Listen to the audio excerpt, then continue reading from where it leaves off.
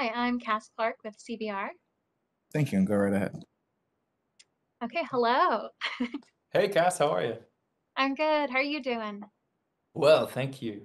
You're welcome. So, I want to talk so much about Mr. Corman, specifically how it seems like the show starts off like trying to be about whether or not hard work or luck really generates success, but it seems like as the journey goes on, it becomes more about if the main character, Mr. Corman, really is living up to his values and if he even like knows what those values are. So I was Mhm. curious what drew you to exploring those themes. Wow, I like how you articulated that. I always love hearing what different people say when they see something I've been involved with, And I'll tell you kind of what was on my mind, but it's worth noting, I think that watching a show is a creative process in itself, and like whatever I put into it is no more right than whatever you take out of it. But yeah, when I started writing it, it started as me sort of just writing down a bunch of stuff I was grateful for in my life.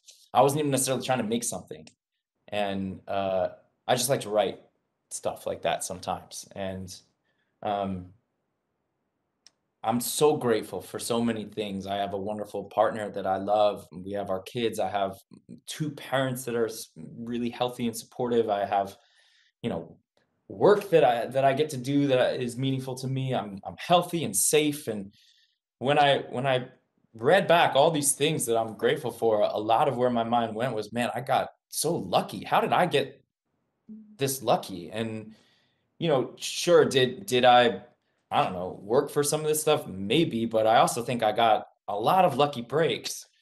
And that leads my mind to asking myself, well, what if some things had gone differently? Things are totally out of my control. Like, you don't pick your parents. What if my parents weren't so supportive and healthy and nourishing? What if I had one great parent and one parent who was more of a problem? So Deborah Winger in the show plays like this one great parent who's sort of an amalgamation of my mom and dad in certain ways. And then there's this other parent, the father character, who you sort of find out more and more about as the show goes on, who's struggled with addiction and is led to a bit of a chaotic childhood for Josh, and is a bit of a demon in Josh's mind. And how would that cascade throughout his whole life and personality? And sort of it's just like changing little things like that, and seeing what that would do. Um, that's kind of where the character came from, and those kinds of questions were the questions I was asking myself as I was coming up with the show. Awesome. And in episode 4, there's an amazing arc all about Victor, and without Yeah. spoiling it, in some ways, well, first of all, it made me cry. I loved it so much. In some ways, it Oh, feels like a good. backdoor pilot. And I was curious if that would be something that you would ever explore in the future as its own kind of spin-off in the Cormans like Oh, I world. would love to do that. I've definitely had the same thought in my fantasy. And Arturo just deserves it as much as anybody that I know. He's such Yeah. a talent and such a sweetheart. I would I He should absolutely have a show. 100%. Write your congressman. And my last question, kind of similar to your feature film debut with Don John. I always want to say Don John every time.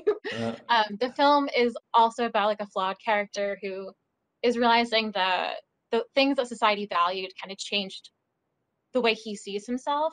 Is there anything with Mr. Corman that you're like, I would love if people take away one thing about a different way to think about themselves or their world? sure. Well, for one thing, Josh is a teacher, and he's an artist at heart. He's a musician, and he pursued music professionally, and it didn't work out as a way to make money. And now he's a teacher. And there's a line in the first episode where a one character who's sort of trying to make Josh feel bad says, uh, the only people that teach are people who want to do something else and gave up. And I feel like that is a stigma with teachers. There's all like various sayings like that. And I just wish that would go away. I think teachers are heroes. Teachers should be celebrated and valorized way more than entertainers.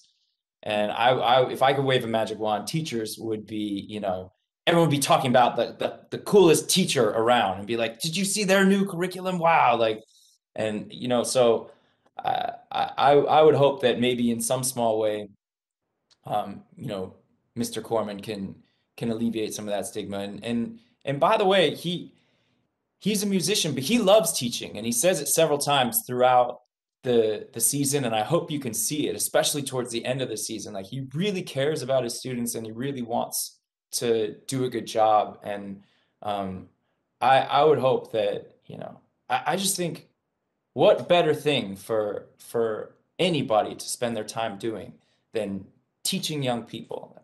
What's better than that? Well, thank you so much for your time. Really appreciate it and Thank excited to you. spread the word. Right on. Well, thank you, Cass. Thanks. Great talking to Bye. you.